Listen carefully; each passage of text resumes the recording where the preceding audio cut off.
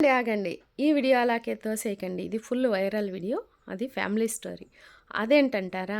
ఒక్క ఫ్యామిలీలో అత్తా కోడళ్ళు గానీ, తండ్రి కొడుకులు గానీ, ఒకరినొకరు దండించుకోకుండా, అరుసుకోకుండా ఉండే ఫ్యామిలీలైతే ఉండవు ఖచ్చితంగా. అవునా కాదా?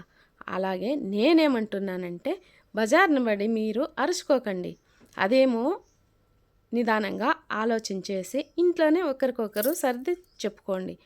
లేదు బయటపడి నలుగురు ఇనేటిగా అరుచుకుంటే నలుగురు వచ్చి ఇంటారు, నవ్వుకుంటారు. నవ్వుకునే వాళ్ళు నవ్వుకొని ఊరికే పోకుండా మళ్ళీ ఒక రాయి ఆ పక్క ఒక రాయి వేస్తారు, ఈ పక్క ఒక రాయి వేసి పెట్రోల్ అయితే వేస్తారు, తగిలించుతారు. సో దా మాటలిని మీరు జుట్లు పెట్టుకునే కాటికి వస్తారు. సో నేనేమంటున్నానంటే నలుగురికి సంధి కావద్దండి. అలాగే నలుగురు వచ్చిన వాళ్ళకు మిగలదు ఏమి, వాళ్ళు అవమానమే. వాళ్ళకు కూడాకు ఈ పక్క ఒక రాయేసి ఆ పక్క ఒక రాయేసి వాళ్ళు మెప్పులు పొందుదాం అనుకుంటారు. వాళ్ళు చెడ్డతనమే, వాళ్ళకి చెడ్డ పేరే వచ్చేది. చూడు ఇట్లన్రి మాతకి అనేసి తర్వాత వీళ్ళు అరక్షణంలోనే ఒకటైపోతారు అరుచుకున్నా కూడా. కానీ మూడో మనిషి వాళ్ళకి చెడ్డ పేరు అనేది ఖచ్చితంగా వస్తుంది.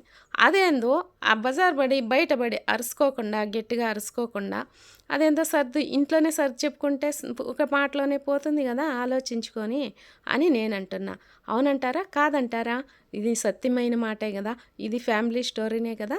నాకేమదో దానికి కామెంట్లో పెట్టండి. Thank you.